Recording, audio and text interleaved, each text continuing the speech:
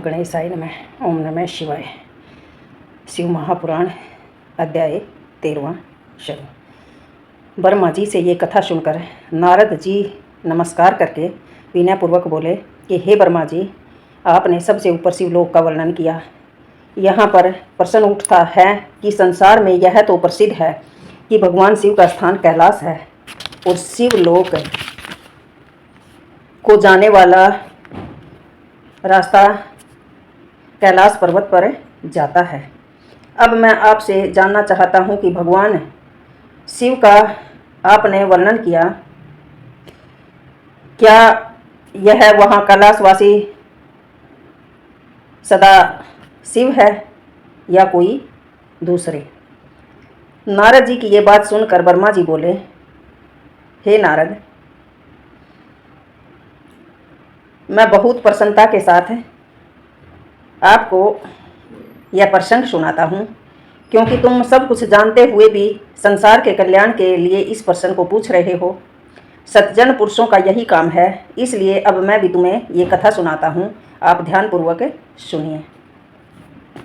भगवान शिव पर ब्रह्मा सगुण रूप महेश्वर, जिससे भगवती शक्ति मानकर उनका अर्धांगिनी बनी। ब्रह्मा जी कहते हैं कि हे नारद, जो सब गुणों का स्वरूप मानकर महेश्वर, जिसको भगवती शक्ति भगवान शिव पर ब्रह्मा सगुण रूप मनोहर, जिससे भगवती शक्ति मानकर उनकी अर्धांगिनी बनी और जिन्होंने उसकी सहायता से सृष्टि की रचना की, उसका स्थान काशी,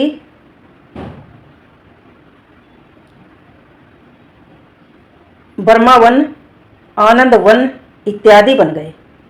तुम्हें स्मरण होगा, तुम्हें याद होगा हे नारद, जब मैंने भगवान शिव से सहायता की प्रार्थना करते हुए अवतार धारण करने के लिए कहा था कि तुम मेरा पुत्र बनकर अवतार लो, आपको याद होगा हे नारद, तब उन्होंने मुझे वचन दिया था कि समय आने पर ऐसा ही होगा। इसके पश्चात वह अंतर्ध्यान हो गए थे और यथा समय उन्होंने अपना वचन पूरा भी किया। मेरे मनोरथ पूरा करने के लिए वह कैलाश पर्वत पर आए और कठिन साधना में लग गए। वही कथा मैं अब तुम्हें सुनाता हूँ। कपिलपुरी में यज्ञवत नाम का एक ब्राह्मण रहता था। कपिलपुरी में यज्ञदत्त नाम का एक ब्राह्मण रहता था। यज्ञदत्त विद्या में निपुण था। उसका एक पुत्र उत्पन्न हुआ, जिसका नाम उसने गुणनिधि रखा। बालक बड़ा बुद्धिमान और चतुर था। 8 वर्ष की छोटी सी आयु में उसने बहुत सी विद्याएं सीख ली थी, परंतु कुमार्ग में पड़कर अपने धर्म और कर्म से वह रास्ता भटक गया। वह जुआरी, खेल कूद में संलग्न हो गया, गाने बजाने वालों का साथी बन गया। उसने बहुत जल्दी ही अपने पिता की कमाई को लुटा दिया, नष्ट कर दिया। उसकी माता उसे रोकती थी, परंतु प्रेम के कारण उसके संबंध में उसके पिता को कुछ नहीं बताती थी। जब उसकी माँ उसे रोकती तो उसके पिता को अपने बेटे की गलत आदतों के बारे में वो कभी कुछ नहीं बताती थी। पुत्र चाहे कितना भी बुरा हो, परंतु माता कभी उसका बुरा नहीं चाहती। यही तो बात है कि समय समय के अभाव से बदलते हैं अंश। हिरणाकुश का प्रहलाद और उग्रसेन का कंस।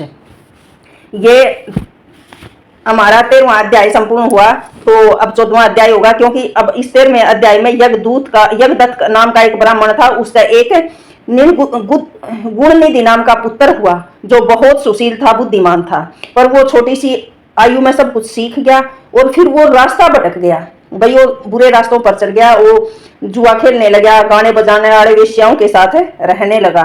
तो अब 14वें अध्याय में यज्ञदत्त का है वृत्तांत, तो सुनो अब 14वां अध्याय शुरू। यज्ञदत्त जब कभी भी घर आकर अपनी पत्नी से गुणनिधि के बारे में पूछता, तो इस समय गुणनिधि कहाँ गया, वह सदा झूठ बोल देती और कह देती कि वह बाहर गया है, कहीं इधर उधर होगा।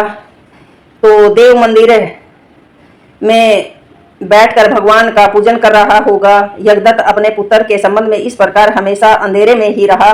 भाई उसकी औरत उसके आगे झूठ बोल देती कि भाई वो मंदिर में होगा, पूजा पाठ कर रहा होगा, कहीं इधर उधर होगा। इसी प्रकार क्योंकि उसने 8 वर्ष की आयु में ही बहुत विद्याएं सीख ली थी, तो उसके पिता को नहीं पता चला कि मेरा बेटा अब रास्ता भटक गया। तो यज्ञदत्त अपने पुत्र के संबंध में इस प्रकार हमेशा अंधेरे में ही रहा और असली भेद न जानते हुए उसने ग्रह सूत्र के अनुसार गुणनिधि का विवाह भी कर दिया। विवाह होने के पश्चात यज्ञदत्त की माता सदा पुत्र को समझाती रहती यज्ञदत्त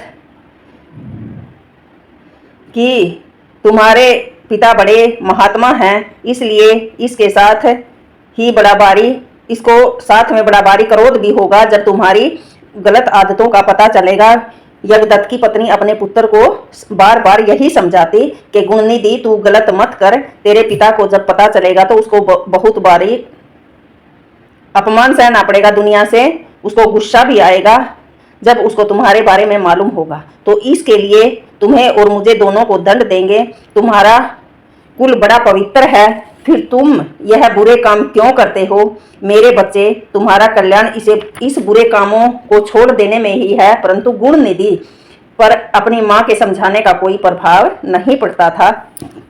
तो 14वां अध्याय संपूर्ण। अब 15वां अध्याय में भी यज्ञदत्त की ही कथा है। जब कभी भी यज्ञदत्त अपनी पत्नी से अपने पुत्र के बारे में पूछता तो वह यह बात बनाकर उसको टाल देती। आखिर कब तक? एक दिन उसने अपने पिता की अंगूठी चुराकर किसी जुआरी को दे दी।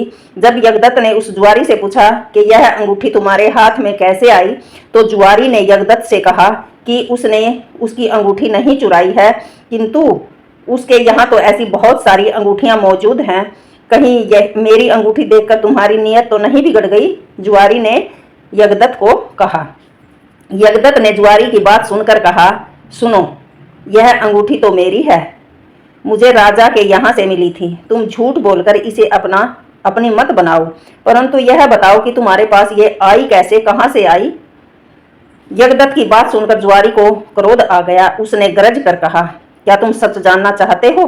तो ध्यान से सुनो, यह अंगूठी तुम्हारे पुत्र गुणनिधि ने मेरे पास जुए में हारी है।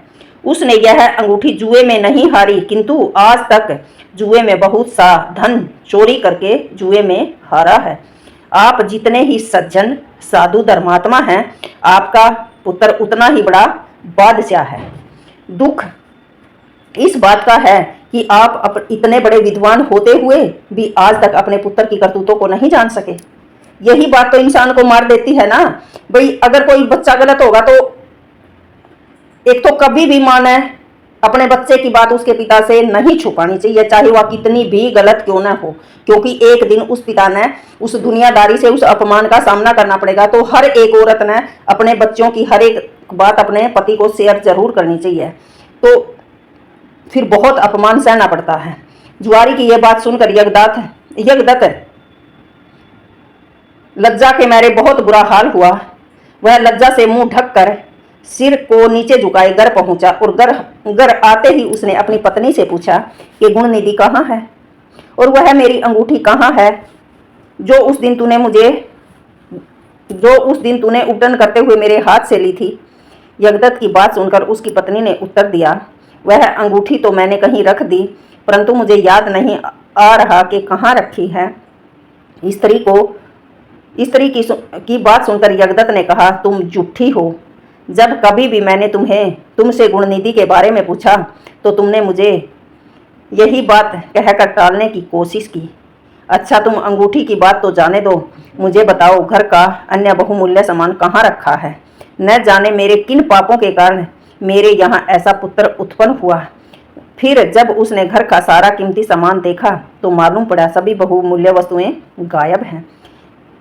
इस यज्ञदत्त ने हाथ में जल लेकर पत्नी और पुत्र को तिलांजलि दे दी और एक ब्राह्मण की कन्या से अपना दूसरा विवाह भी कर लिया। तो 15वां अध्याय संपूर्ण। क्योंकि अब शिव महापुराण में यज्ञदत्त का ही चैप्टर चला है, तो ये मेरी सभी बहनों से रिक्वेस्ट है कि भाई जिसके घर में जो भी बात हो पति पत्नी ने अवश्य एक दूसरे से शेयर करनी चाहिए।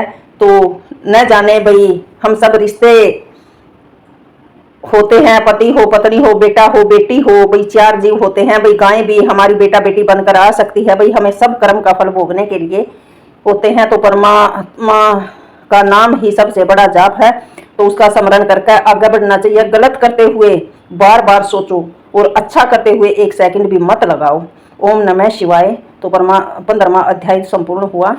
राधे राधे।